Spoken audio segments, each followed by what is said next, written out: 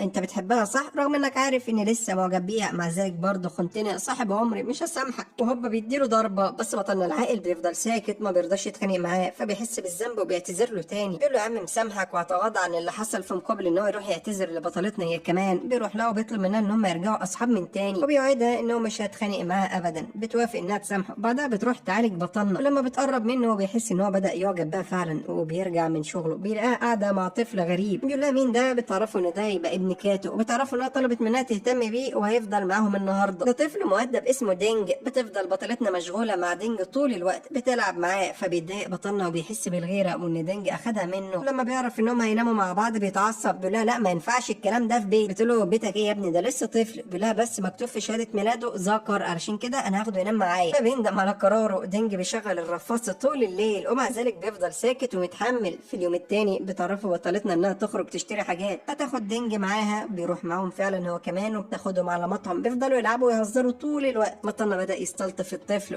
وبيبدا انه يلعب معاها، وكمان بيفرح دينج وبيناديله بابا وبينادي بطلتنا ماما، وخلاص هي دي العيله اللي احنا مستنيينها. في الوقت ده بتعدي ميمي بتشوفهم وبتتعصب لما بتلاحظ ان هم قريبين من بعض. بطلتنا بتتوتر بتقول لها هشرح لك قبل ما تفهمي غلط، لكنه ما بيهتمش، بيقول سيبها تاخد الفكره اللي هي عايزاها. ترجع على البيت وبتيجي كاتو وتاخد ابنها، وكمان بيجي لبطلتنا اتصال وبتعرف انها لقت شغل اخيرا. بيطلب منها انها تروح للشركه بكره. بطلنا بيهنيها وبيطمنها انها بكره هتنجح في المقابله، ولما بتوصل بيعرف المدير ان هو قرا السي في بتاعها وما لقاش عندها خبره في اي حاجه، يعني انت مالكيش اي لازمه اساسا، بس صعبت عليا علشان كده هديكي شغلانه بسيطه، كل اللي هتعمليها تبقى مديره اعمال ايدول مشهور اسمه زين. بيقول لها مش عايزك تكسفيني بقى مديره اعمال، ها؟ بتقول له عيب عليك من عينيا الاثنين. ولما بيروح بطلنا على شغله بتساله ميمي عن الطفل اللي كان معاه وهل هو مرتبط ولا لا. بيقول انه ابن كاتو جارته، فبتطمن. في الوقت ده بترجع بطلتنا للبيت وبتقرر انها تحتفل بمناسبه الشغل الجديد. بتعمل اكل كتير بس علشان منحوسه بتحصل حريقه في العماره كلها وبيشتغل الانذار وبيجري الناس كلها بره. وقتها بيوصل بطلنا بتصدم لما بيعرف ان بطلتنا لسه في الشقه وبيطلع بسرعه علشان يطمن عليها، بس بيوصل بطلنا في الوقت المناسب وبينقذها، بياخدها بسرعه بره الشقه. بتعتذر له لانها حرقت المطبخ وشويه وكانت هتولع في العماره. بتتوقع بقى ان هو هيتخانق معاها، بيقول لها مش مشكله فداكي. بتفرح بالمناسبه ديت وبتعزمه على العشاء على حسابها. مش كفايه كمان مدمره له مطبخ، بتقول انا هاخدك افخم مطعم في تايلاند كلها، بص هتاكل صوابعك ورا الاكل. بيقول لها بصي انا عايزك تبهريني. بيروح معاها بقلب جامد، بياكل من هنا وبيجيله تسمم غذائي. بتاخده بسرعه على المستشفى وبتفضل جنبه طول الليل سهرانه لحد لما بتتاكد انه بقى بخير. بتروح على شغلها تاني يوم وبتقابل الايدول المشهور زين اللي بتتصدم من شهرته ازاي البنات هتموت عليه. بتقول على ايه وعكسهم يعني ما بيعجبهاش خالص، ده منظر حد يحبه. بتروح تقول له بكل برود دلوقتي المفروض اعمل ايه. بيعرف انها جديده في الشغلانه وباين عليها بطيئه وغبيه وبيبدا يتنمر عليها. بتقول له بالراحه علينا يا عم، ده انا لسه اول يوم ليا. بيلاقوا شكله الاخير انا هكلم الشركه واسالهم ازاي بعتوا مبتدئه زيك ليا. بتتمسكن وبتقول له ليه الاذيه ده، انا ما صدقت اشتغلت. وبتصعب عليه بيسيبها في حالها بشرط ما تعطلش شغله وتعمل له مشاكل. بتقول له بس كده حاضر. وبتيجي واحده من الفانز بتوعه بتدي لها صوره لزين وبتقول لها انها بتحبه ونفسها بس يوقع عليها، فبتاخدها منها وبتروح لزين علشان خاطر يوقع. بيرفض وبيقول ان هو مش فاضي للكلام الفارغ ده. بتقرر تتصرف من راسها وبتحاول انها تقلد التوقيع بتاعه ده علشان ما تزعلش البنت. بتخرج تديها لها وبتفرح وبتروح البنت تبيع الصوره، لكن واحده بتقفشها وبتعرف ان التوقيع مزور وبتحصل فوضى وبيبداوا يتنمروا عليها وبيقولوا عليها انها كدابه وبيتخانقوا. بتقول لهم انا مالي وبتشاور على بطلتنا وبتقول لهم هي دي اللي قالت لي ان هو زين اللي وقع. يمسكوا بطلتنا لكن بيخرج زين وبيساعدها وبيفض الخناقه وبيقول لهم ما تقلقوش انا هوقع لكم على الصور بس ما حدش يعمل مشاكل مش ناقصه يعني. بياخد كل الصور اللي معاهم وبيجبر بطلتنا توقع عليهم كلهم وبتضطر انها تاخد شغل زياده بسبب اللي عملته. بتفضل سهرانه هناك وبيلاحظ بطلنا انها اتاخرت وبيبعت لها رساله وبيقول ان هو هيعدي عليها. بتقول له انا عندي شغل كتير لكن ما بيهتمش، بيقول لها ان هو هيستناها برضه. بتقول له خلاص براحتك. في الوقت ده بتصعب على زين، بيجي يساعدها وبيبان كده يعني ان هو بدا يعجب بيها لانها طيبه، علشان كده بيعرض عليها ان هو يوصلها هو كمان. بتعتذر له بتقول له ان صديقها هيجي ياخدها، بيقول لها براحتك وبيسيبها وبيمشي. في نفس الوقت بيوصل بطلنا وبياخدها على البيت وبيقرر يعترف لها بحبه، لكن ما عندوش الجرأه لسه. بيشتري كتاب علشان يعرف ازاي يعترف بحبه، واول قاعده في الكتاب ان انت تعمل له لايك على فيديوهاته وتشترك في القناه لو انت جديد، تفعل جرس التنبيهات علشان يوصلك كل حاجه بينزلها. وفعلا بيقتنع بالكلام وبيبدا ينفذه. وبتروح هي على شغلها وبيبدا زين يتنمر عليها ويدي لها مهام كتيره علشان تفضل جنبه طول الوقت. ما بتقدرش تتكلم ولا تتخانق معاه بس مش طايقه نفسها. بتيجي السكرتيره تكمل عليها وتقول لها ان هانيا عارضه الازياء هتعمل اعلان مع زين ولكن هتبقى جايه كده في المستخبص منه، لحد دلوقتي ما جاتش وزين متضايق وعاوز يمشي. بتقول لها انت القصه اللي قلتها جميله وزي العسل، المطلوب مني اعمل ايه بقى؟ بتقول لها المطلوب منك ان انت تخلي زين يستنى. بتقول لها ماشي وربنا قادر على القهوه المفتري. بتروح تقنعه بتقول له يا ابني البنت زمانها جايه خلاص. لا مش عايز ولا كلمه، انا همشي حالا لو ما ظهرتش. بتقول له تروح فين بس، احنا هنتصرف دلوقتي ونجيبها لك، بص هجيب لك بنت تانية احلى منها. بيقول لها لا